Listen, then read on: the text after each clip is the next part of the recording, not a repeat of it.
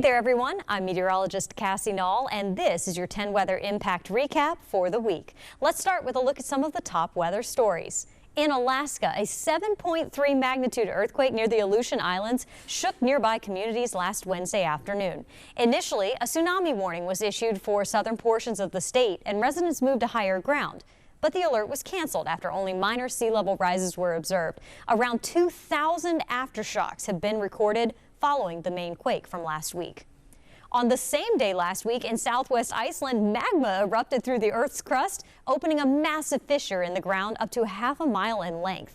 Iceland's meteorological office said there was little warning before the eruption began. The North Atlantic island nation has now experienced at least a dozen eruptions since geological systems on a peninsula near the capital reactivated in 2021. In Colorado, multiple wildfires are burning across the state, including in Black Canyon of the Gunnison National Park. Lightning started the blaze about 2 weeks ago, but firefighters have had a difficult time fighting the flames due to the steep canyon walls. The national park is closed, and evacuations have been issued for nearby communities.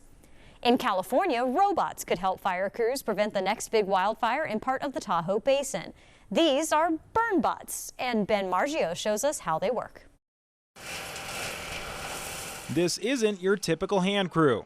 Two remote-operated masticators chewing up vegetation, feet away from homes in Incline Village. Two machines, three operators can do in 3 days what a 10, 20, 40% hand crew would do in 2 to 4 weeks. So you're really seeing a 10x minimum amplification. BurnBot CEO Anna Lakina says it'll only take 4 or 5 days to clear out 30 acres of land in a Tyrolean Village neighborhood.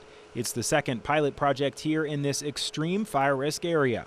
We're behind the 8 ball when it comes to fuels work in the Tahoe Basin. North Lake Tahoe Fire Chief Ryan Sommers says speeding up fuel mitigation could help address the growing problem of insurance companies refusing to cover homes because of fire danger. Literally every single day I hear of somebody that's getting their policy canceled. But now we've also invited carriers from insurance and reinsurers.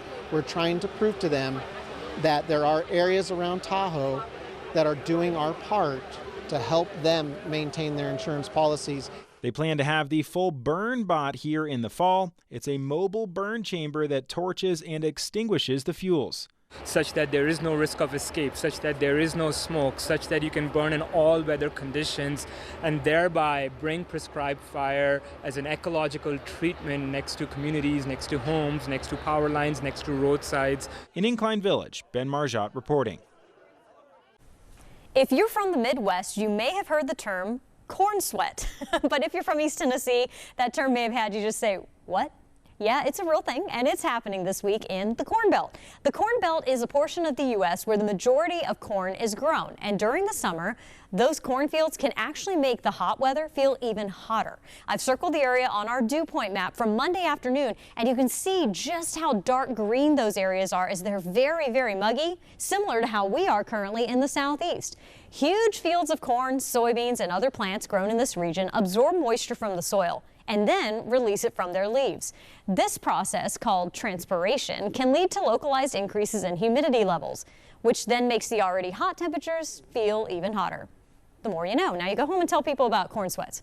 In North Carolina, Governor Josh Stein is asking people in Tennessee and across the country to bring their tourism dollars to communities recovering from Hurricane Helene. The town of Hot Springs is still working to rebuild almost 10 months after that historic storm. That includes a resort and spa that has been open for more than 200 years. As you can imagine, the business has seen a lot during its lifetime, including flooding in 1916. But when Helene hit, the manager tells us the entire property was covered by floodwaters. The resort lost 12 of its 16 tubs for the hot springs and the majority of accommodations for guests. And workers had to clean more than 100 campsites. But after months of rebuilding and waiting for I-40 to reopen, Melanie Rice says the resort is ready to host again. And I have hope that within the next 6 months, every door on this street is going to be open. Every business will be able to welcome you in and say welcome to Hot Springs. This is a sentiment shared by Governor Josh Stein as the summer tourism season is well underway. You can come here and have a wonderful time, and when you're doing that, you're helping out local commerce. You're helping out those businesses. Those businesses employ people. Governor Stein says state grants have helped with recovery, and he's pushing for more funding to help other towns impacted by the storm. Governor Stein and leaders in dozens of other states are suing FEMA over the decision to shut down one of their building programs. The program gave grants for levees, shelter, and vegetation management. The lawsuit alleges the agency unlawfully ended the program. It claims the program has saved lives and spared homes, businesses, and schools, as well as hospitals, from costly damage. Also in North Carolina, a section of the Blue Ridge Parkway is back open. The 12-mile stretch that runs from Beacon Heights to Linville Falls community is a large portion of the parkway that was originally closed when heavy rain from the remnants of Helene led to flooding. All of that water caused nearly 60 landslides across the 200 miles of that roadway in North Carolina. Officials say this section reopening marks the first of many more to come. And in East Tennessee, downtown Newport took a direct hit last September when Helene swept through the region. Every business was affected. Some closed down for good, while others are still rebuilding. Sarah Oppman spoke with 2 business owners in the disaster zone about their focus on staying open. In downtown Newport, memories of Hurricane Helene are on every corner. Last year, Helene come through and washed away all the businesses downtown. Everything was 4 foot underwater. Andrea Johnson opened Consignments of Amazing Grace 4 months after the storm. The space had been an antique store before floodwaters forced it to close for good. It's very hard starting up a new business. It's very hard, but you just have to have persistence.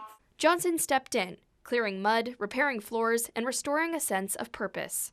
We needed it. This little town needed this place. I know it sounds funny, but everybody is so tickled that we're here. Just next door, Danae Cates also picked up the pieces after losing a large portion of her inventory at the Pink Willow. What did I say? Small setback for a major comeback. She moved 3 doors down from the location she was renting before. Both spaces suffered extensive damage. It was completely destroyed as well, so it all had to be rebuilt. Despite a slow summer and road closures from a mudslide, both women say community support has kept them afloat. It's the people. The people here are amazing, and they look out for one another. They really do. And with tax-free weekend at the end of the month, they're hoping for a boost. I mean, we're still working back up, of course. Yeah, it was there was a lot lost. I just know that the people here are going to take care of us and look out for us and come and shop with us. Tax-free weekend starts this Friday and runs through Sunday. So if you're shopping, consider supporting your local small businesses. And now for a little history lesson relevant to the heat and humidity we've been experiencing so far this summer. On July 17th, 1902, Willis Carrier introduced the modern-day air conditioner. His invention launched an industry that fundamentally improved the way we live, work, and play. Here's more on the patron saint of comfort and his incredibly important invention. On a scorching hot day, most of us head indoors to enjoy the air conditioner. It's a machine that makes the dog days of summer more bearable, and we owe that comfort to a man named Willis Carrier. And it's allowed our society, or any society that's fully adopted air conditioning like we have, to flourish in different ways than you could if you didn't have it. Richard Rackley with Fountainhead College of Technology says Carrier's invention was more for necessity than comfort. What he was set out to do was try to change the humidity level in a factory that printed a magazine. And it was so hot that summer that the ink would not stick to the paper. It was too humid. So he developed a device that would pass air over coils that were cooled by a refrigerant. Well, I guess it was cold water then. And so that pulled the moisture out of the air and they were able to print. One happy side effect, it made the temperature inside the factory more pleasant. And pretty soon, folks were using Carrier's invention in new and exciting ways. When air conditioning first came out, movie theaters is where it would show up. And so you would go to the movies, not only to watch a movie, but it really didn't matter. Because it was dark and it was cold and you could sit comfortably and get out of the heat. Some retail stores didn't have air conditioning back in the 70s. And people in the South stopped going to those stores because they wanted to go to the stores that did have air conditioning. So it's amazing how quickly that has transformed everybody. It would be years before homes had air conditioning, but when it did, there was no going back. Before air conditioning, you had larger patios because that was in the shade, and you had more ventilation, more doors and windows so you could catch a breeze. People don't sit in their window to catch a breeze anymore, so neighbors don't talk as much anymore. Kids don't play outside as much anymore.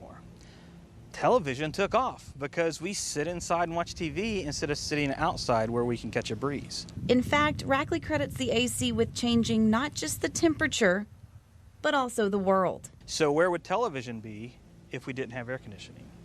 Where would computers be? Where would technology be? We not only would not have the ability to cool the equipment, we may have never even thought up some of these inventions because it would be too hot to think. So it's really changed everything about life. And other than fire, it might be the most important technology that man has ever developed.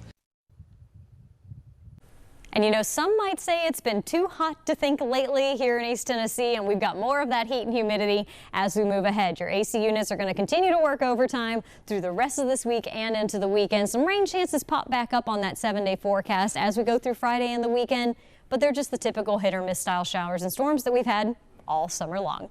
Thank you so much for watching. And remember, you can always get the latest with the forecast in the 10 News app. It's free to download in the App Store.